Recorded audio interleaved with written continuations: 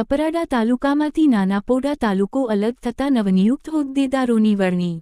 કપરાડા તાલુકામાંથી નાનાપોડા તાલુકો અસ્તિત્વમાં આવ્યા બાદ અખિલ ભારતીય રાષ્ટ્રીય શૈક્ષિક મહાસંઘ દ્વારા નાનાપોડા તાલુકાની નવી કારોબારીની રચના કરવામાં આવી।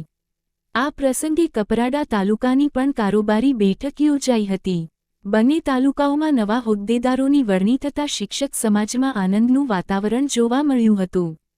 નાનાપોડા તાલુકામાં અધ્યક્ષ તરીકે ડોક્ટર બાબુભાઈ ચૌધરી, મહામંત્રી ગોવનભાઈ પટેલ, સંગઠન મંત્રી ચીમનભાઈ પટેલ અને મહિલા સંગઠન મંત્રી સુમિત્રાબેન પટેલની નિમણૂક કરવામાં આવી હતી। બીજી તરફ કપરાડા તાલુકાની કારોબારીમાં મહામંત્રી તરીકે પ્રકાશભાઈ નિકુળિયા તથા સંગઠન મંત્રી તરીકે કાશીરામ ધૂમની નિમણૂક કરવામાં આવી।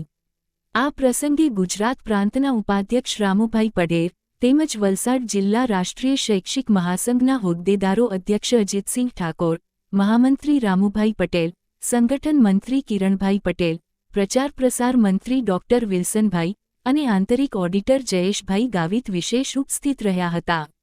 સાથે જ વાપી તાલુકાના અધ્યક્ષ હેતલભાઈ પટેલ, પારડી તાલુકાના અધ્યક્ષ કેશભાઈ રોહિત તથા મોટી સંખ્યામાં તાલુકાના હોદ્દેદારો અને શિક્ષક મિત્રો ઉપસ્થિત રહ્યા હતા।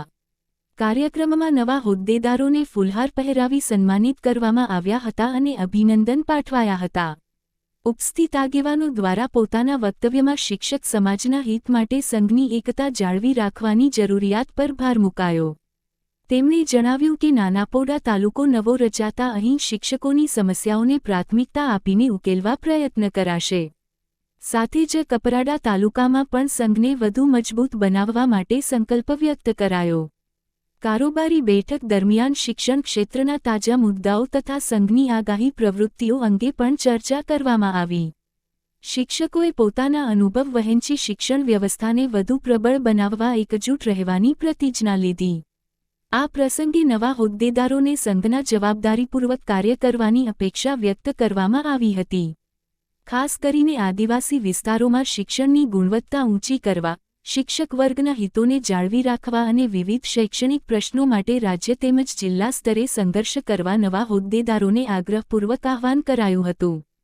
અંતમાં આગેવાનો તથા હાજર સભ્યોએ નવા હોદ્દેદારોને શુભેચ્છા પાઠવી હતી।